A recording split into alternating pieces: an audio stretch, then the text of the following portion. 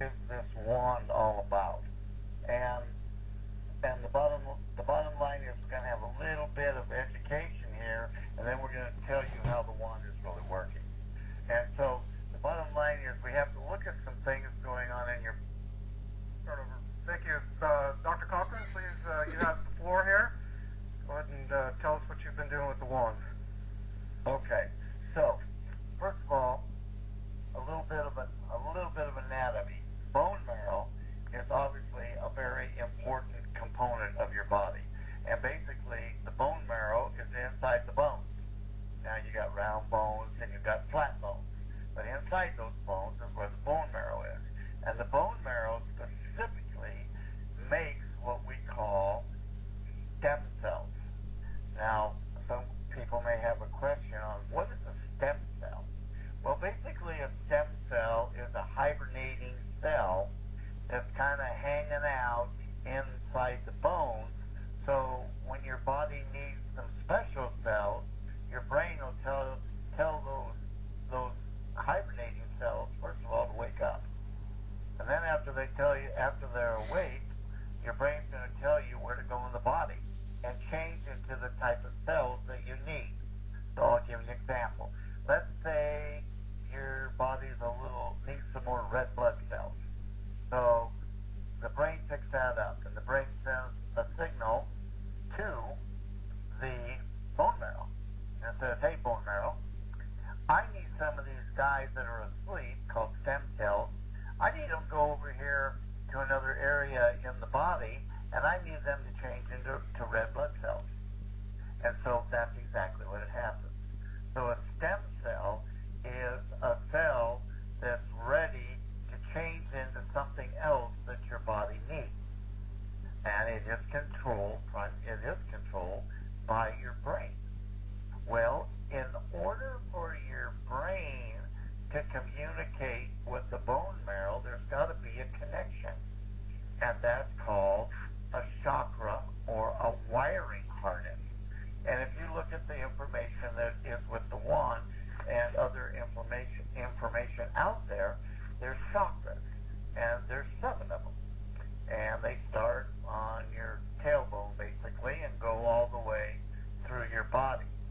Well, there's one chakra that's extremely important, and it's the one that controls the wiring harness in your body, and it's called chakra number 7, or the crown chakra. And this is one of the most important chakras because it controls the entire wiring harness for every cell in your body. So let's give an example. Let's say you got a car, all right, or any motorized vehicle, whether it be a car, a motorcycle, anything like that.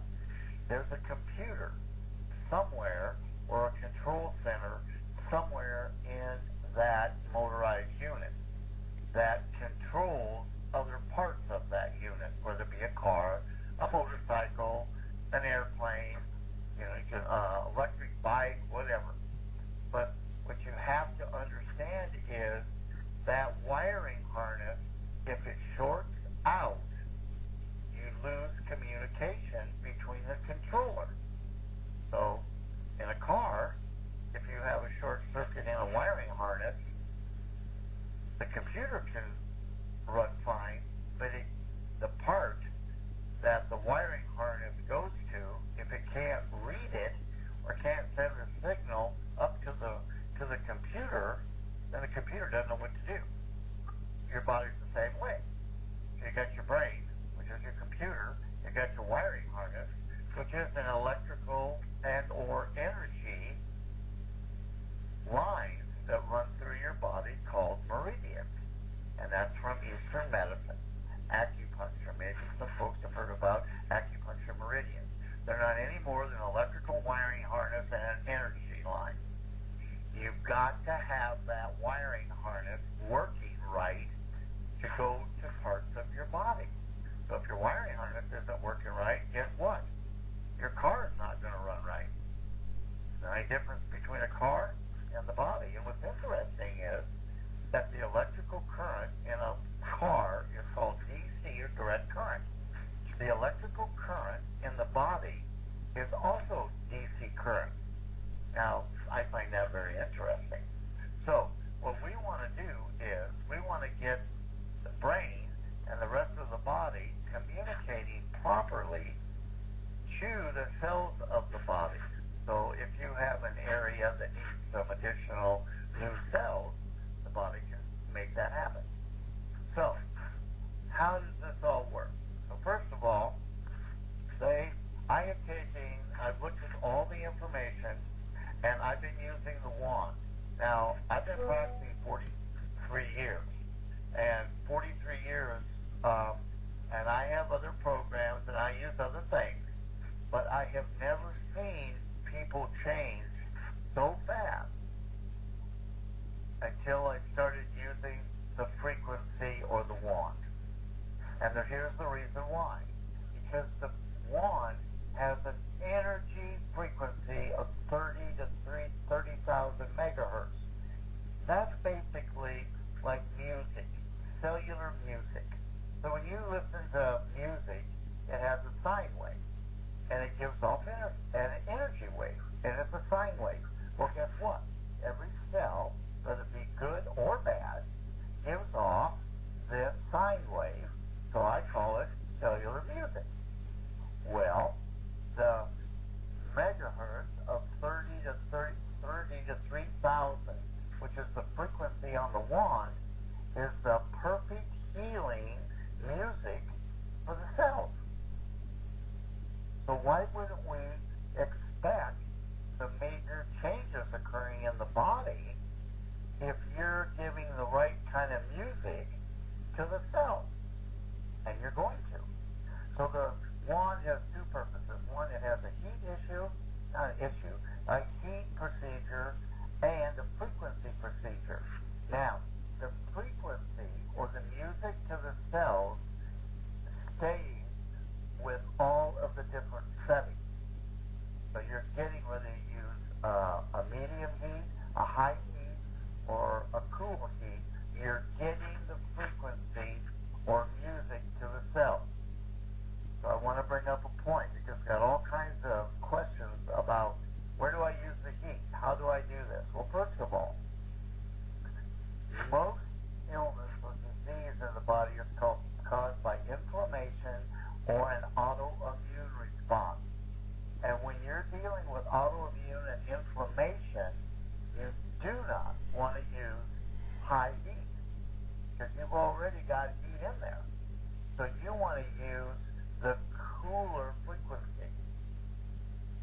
So if you have an autoimmune or inflammatory condition and you put high heat in there, there's a high probability that you can make it worse. But if you use a cool heat, it won't make it worse. So the bottom line is, to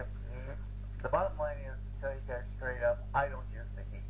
I use the cool therapy, the cool frequency. And because I don't want to create more inflammation, I want to decrease the inflammation. I still have the frequency going into the cells of the body. And that's a very important factor. So I'm going to just suggest to you guys, take a very complicated application and make it real simple. And this is what I use on my patients, and I am seeing all kinds of improvement. Number one, you want to use, and I'm talking cool frequency. Now, if you choose to use the medium or the really hot frequency, that's up to you. But I'm talking cool frequency. Number one, you want to go to the root chakra. That's the chakra over the tailbone area. And you can go in a counterclockwise area, and you can look the chakras up online, and you can get a good idea where they're hanging out at. But the number one is the root chakra, and that's in the tailbone area. So you can take your wand with your little blue light, and I'm using cool frequency, and you can either do a circle, or you can just hold it there in the middle of the tailbone for about 5 minutes, maybe 10. It's up to you. Now, the other and most important point is the crown chakra, because that's the governing chakra, and that's what it's called. And it's interesting because it interconnects all the other energy and electrical channels in the cells of your body. So where do you find it? It's real easy. Tuck your chin down and locate the highest point at the top of your head. That's chakra number 7. Now all you have to do is take the frequency and you have to just locate it on the top of the head. Now, because it goes about 10 inches into your body, you don't have to worry. It's going to go right through your hands, so you can just feel the heat, and it just has to be in the vicinity. Now, here's what you're going to see. Number 1, 10 to 15 minutes on that chakra. That's it. And or your body is going to start making changes. It can be tingling. It could be muscle tightness. It can be all kinds of symptoms that you've had either current or in the past. But here's the important part. You have to keep doing that light on that chakra until the symptoms change in your body. And they will change because your brain is going to recalibrate what's going on in your body. And it will wave down through your body. When it gets, whatever it is, gets to the bottom of your toes, you're done. So when you start at the crown, you go 10 to 15 minutes. That's max. Now, I know it says that you can do up to 2 hours. Well, I haven't used 2 hours on anybody. The most I use is 10, 15 minutes. And it goes right down through the body. So if you're on the crown or the chakra 7 and you got the light shining there and all of a sudden you have a knee problem and it starts getting worse, stay on the chakra because the body is going to make the change. Don't stop because your brain is saying, oh, well, I got a problem over here in my knee. I got to send some stem cells that way to start helping it improve. And that's when the improvement starts happening, the symptoms will start decreasing. And the reason that I've simplified this is because I know what they hand out with the wands, and I'm not opposed to that. I agree with it. But I have found that it makes it way too complicated and way too long to do it. So why don't you take 5 minutes and put it on your tailbone and put 10 to 15 minutes on the top of your head and let your body do its thing. Now, I can tell you all kinds of different things that are happening, but I'm not going to get into that tonight because the philosophy is let's make it simple, let's make it doable, and just let the body do what it is meant to do. So bottom line, I'm using the cool or the cool frequency. Bottom line, put it in the middle of your tailbone for about 5 minutes, and you may not feel anything anywhere, but put it on there anyway.